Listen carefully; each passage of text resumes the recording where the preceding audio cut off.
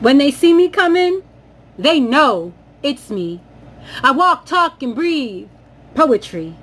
In the beginning was the word, and it was me. Infinite love, truth, and justice. Yeah, they all lust this, long to bust with my energy, not understanding the supreme synergy. Roots. I come from strong trees, planted deep in earth, ever flourishing. Bark in every shade of brown. I was raised by Amazon women. Their leaves always provided shade from the scorching sun. I was placed in nutrient-rich soil. My queens gifted me rain, pushing up my growing branches to the sky. My circumference grows more immense each day when they come to gaze at me in praise. I will forever point out my roots. Hello, loves. I am Sublime Love. Sublime means supreme, outstanding, and I spell love, L-U-V, to signify revolutionary love. That's love for oppressed peoples, black love, gay love, trans love, and disabled love. I feel like we all need revolutionary love today.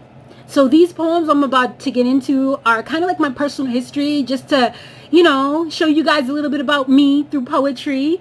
Thank you for watching. I'm just going to get right on into it. This next one is called I Am From. I am from hardwood floors and porches with black teenagers sitting close, discussing life. I am from Nana's loud laughter, Pa's strong cologne, Magic 106.7, Kiss 108, and Jammin' 94.5. I am from the scent of salt water at the inkwell, tandem bike rides down sandy streets, and heavy backpacks. I am from trips to the corner store for candy. I am from lobster and butter on New Year's Eve, and Nana's can't ever resist, baked from scratch, cookies and cakes. I am from my mother's best in the world buffalo chicken, pizza, and Chinese food when she was too sick to cook. I am from we were never slaves. Look at that region in Boat Felicia. I am from you can lead a horse to water, but you can't make him drink. I am from cleanliness is next to godliness. I am from endless Michael Jackson music videos and Tracy Chapman's Crossroads album being on repeat. I am from being black and just finding Nas at 15. I am from still loving rock and alternative. I am from not really knowing my father's side, but that through Islam they are Rasul. I am from Williams and Matthews and black folks from Canada. I am from the West Indies, native tribes, China, and Africa that started it all. I am from Roxbury, a place that is being bulldozed for gentrification. I am from love, crazy, wild love that is still fighting for freedom.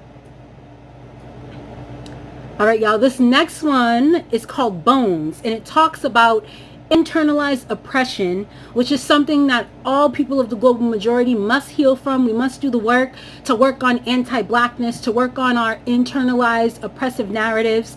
So I'm just going to get right on into it. All right, y'all, it's called Bones. There is a skeleton in my closet. The time has come for it to be exposed. Many of us have these heavy bones still lying around or hanging up. The cartilage I speak of first takes shape with thoughts, believing that one is better than some of the other black folk, that being woke and educated sets you apart. My black was ashamed of the hood, because when you're oppressed, the hate spewed at you permeates your mind, seeping into your bloodstream. One starts to buy into the narrative of those with color truly being inferior. So you play Olympic Games of less than, elevating status, giving gold medals to those that assimilate well, look the part. My Nana called black people regions, the N-word spelled backwards. Born in 1930, she passed for white. All of her kids were fair, except for my browner-hued aunt, who she wasn't too inclined to show off. She called me exotic and foreign when I was birthed into this world, relieved that I wasn't dark with coily hair like my father, would complain that my sister's hair was nappy, loved me even more when my hair was blown dry. This was what formed my skeletal system. The spine grew upright, strong, tall, at Dana Hall, one of the most prestigious private schools for girls in the world. Being exposed to whiteness and wealth was a pill that my innocent black girlhood swallowed at first. I would show off old pictures of my Nana when she was young, desiring that my classmates see me as they see themselves. I just knew blackness wasn't good. It was ugly, shameful, and undesirable. Years went by. I aged and became conscious, learning and loving every bit of my blackness. It was a journey I fought hard for, still fight. Each day is resistance from the skeleton that whispers self-hate. Internal oppression is pervasive and must be named to be dissected. We must discuss it to demolish. Turn all of our collective bones to ash. All right, y'all. So this is my very last one. I'm going to get into it and then chat a little bit after about it, okay? Because we all need to hear this message. Gotta give it to you, y'all. The straight up truth, all right? So this one is called A Haunting. Mental illness has haunted my entire existence. It is a spirit that I can only tame, yet never rid myself of. It has possessed both my mother and father. They have succumbed to its frights, and now they self-medicate with religion or drugs. I choose the psychoactive ones, prescribed by a doctor's hand. One of my best friends got lost in a haunted house and is yet to find his way out. I fear it will swallow my nephew whole, for he is next in line. In my experience, the only way to live with ghosts is to study them, understand what sets them off, pay attention to what you're doing when they become still. Quiet. These apparitions choose you as a home for a divine purpose.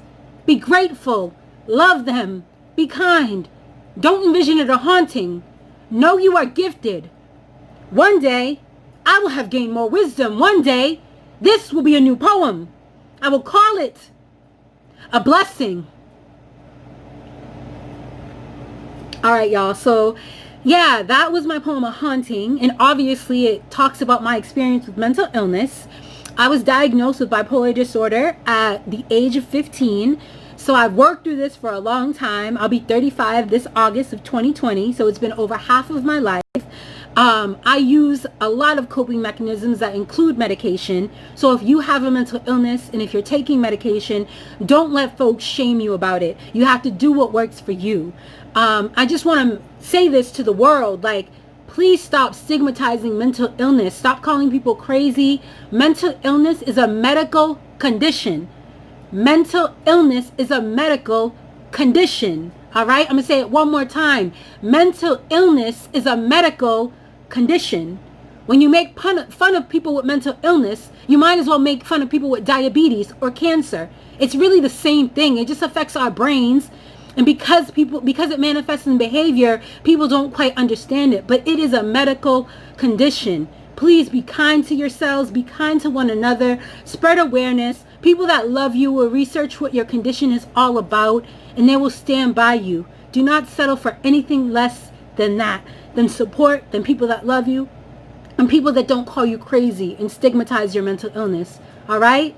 I've journeyed through this. I've had a lot of folks weigh in on my stuff and what I go through with my mental illness, and you got to drown them all out, loves. Seriously. Do what works for you, whether that be medicine, whether that be meditation, whether that be therapy. You got to find what works for you, and do not be ashamed about all the tactics you employ to keep yourself healthy. I just felt that just had to come off my chest. I love y'all. Again, I'm Sublime Love. You can follow me at Miss Sublime Love. That's MSSUBLIMELUV. Miss Sublime Love on most social media platforms. Love y'all. Take care.